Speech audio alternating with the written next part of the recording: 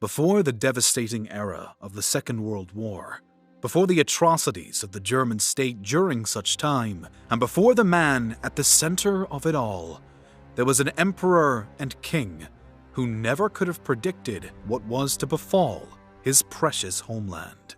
German Emperor Wilhelm II, additionally the King of Prussia, would be the final monarch of his kind to rule the German nation. His reign began in the summer of 1888 as he took both thrones in what he assumed was simply another typical succession. But this would not be the case. Instead, Wilhelm was a peculiar monarch. While he contributed greatly to the building of the German Navy and undoubtedly helped to strengthen the contemporary German state, the emperor and king was not always well liked by people in and outside of his empire. His questionable foreign policy maneuvers were even bad enough to often be blamed for stirring up enough tension to eventually contribute to the outbreak of the Great War. This, whether fair or not, would domino into the ultimate demise of Wilhelm himself. After Germany's defeat and internal collapse following the conclusion of World War I, Emperor of Germany and King of Prussia Wilhelm II was forced to abdicate his power in full on November 9, 1918. This alone left the emperor bitter and resentful as he fled his home and country for exile in the Netherlands, swearing to never return unless and until Germany would yet again become a monarchy. Germany was now a republic, the Weimar Republic, and Wilhelm was having none of it. And apparently, soon, neither would none other than Adolf Hitler. In stark contrast in nearly every other way to Wilhelm, Hitler was not a supporter of the former monarchy, and quite frankly found the deposed emperor to be a disastrous failure of a leader. Still, the up-and-coming political juggernaut wasn't satisfied with the Weimar Republic either. He and his party had first attempted a disappointing rebellion in 1923, which fell flat on its face, but by 1932, the economic instability and overall chaos of the Weimar Republic pushed people to back the previously unpopular Adolf. In a stunning change of tide, the Nationalist Socialist Party catapulted to the top, becoming the largest political party in the German parliament. Seizing this opportunity, Hitler rose to power in 1933, becoming the Chancellor of Germany that January. This was the point of no return, and the start of the dark era to come. As Hitler swiftly invoked Article 48 and passed the Enabling Act in an ingenious yet tyrannical attempt to bolster his own power and authority, Wilhelm remained abroad in his Netherlands home. But, while no longer living in Germany, the former monarch was far from disconnected from the German political realm. Now, at this point, it's important to keep in mind that Wilhelm himself was beyond disliked. By many, he was hated. Some viewed him as the incarnation of evil, and countless allies and Axis alike blamed him for much of the Great War.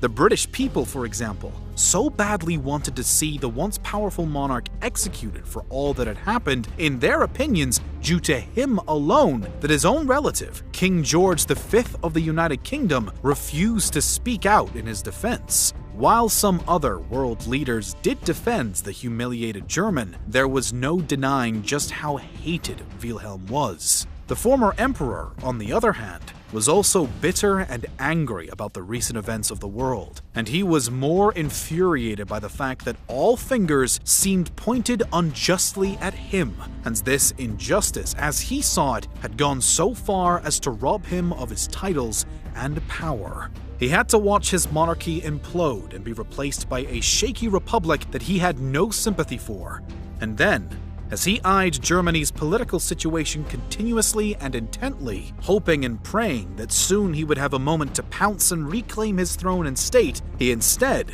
had to watch as one man took his homeland on a gloomy, dismal path. Possibly the first point at which Wilhelm developed a strong opinion about Adolf Hitler was during the failed 1923 revolt. While the efforts were quickly stamped out, Wilhelm was gravely suspicious of what the motive had been. Potentially unaware that quite the opposite was true, the deposed monarch thought that it was the Bavarian house of Wittelsbach who was behind it all. His theory was that they were in fact aiming to rebuild the monarchy, but with the House of Wittelsbach in place of his own. But this was never the case. Nonetheless, the acts of the future chancellor were condemned by the former monarch from the very start. Still, Wilhelm made the mistake of thinking that in any context, Hitler meant to restore the monarchy. In reality, the Nationalist Socialist leader had no intentions of doing such a thing, but he sure went far to pretend that he did.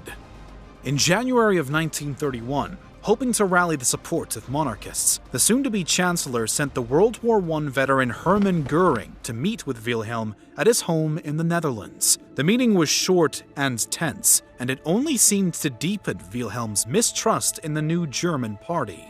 However, Göring did return the following year, at which point he stayed for an entire week with the former monarch, and many within the party believed that they may have won him over. Quite contrarily, though, Wilhelm hadn't budged. He regularly warned his family to stay away from this party, and his view of them and their leader remained negative. It wasn't just because they were against the monarchy either, as Göring had even dishonestly told Wilhelm that he and his party in fact did want to restore it. Adversely, it was much of the party's foundation and policies that Wilhelm disapproved of. For one thing, as much as he tried to understand the concept of National Socialism, he just couldn't swallow it. In his own words, "This socialism is irreconcilable with the idea of the national." Additionally, although Wilhelm had been accused of, at a minimum, making anti-Semitic remarks, he was far from the raging maniac that Hitler was. Upon seeing the Third Reich's treatment of Jews, the exiled ruler was appalled and disgusted. In fact, he was so repulsed that he said, for the first time, "I am ashamed to be a German." Nonetheless, there were moments when Wilhelm attempted to give praise to the Chancellor, although maybe a bit backhandedly at times. In between the former monarch's attempts to fully cut any potential ties between himself and the Nazi regime, he gave honest praise to the good that the Third Reich accomplished within its own borders, and he even sent a message to Hitler himself after the successful defeat of the French. But the letter was only partially complimentary. Although he gave congratulations, Wilhelm also made sure to refer to the troops who had fought for the Führer as his own, which predictably annoyed Hitler, who labeled the old royal as an idiot. This was likely the last contact between the two men, as Wilhelm buddied up to the guards who by now were stationed around his Netherlands home due to the German occupation. Hitler was busy with the war, and had maintained not an ounce of compassion for the ousted monarch nor his supporters. Nevertheless, the Chancellor was far from stupid and heavy-handed with manipulation. Hence, when Wilhelm inevitably passed away on June 1941, German authorities saw this as a wonderful gift. Not only was their longtime rival and critic gone, but this was the perfect opportunity for a theatrical propaganda event. The plan was clear: host an extravagant state funeral service in Berlin for the once beloved and final emperor of the German Empire. Hitler was to play the part of the heartbroken successor, and an end to the era of the monarchy could finally be seen.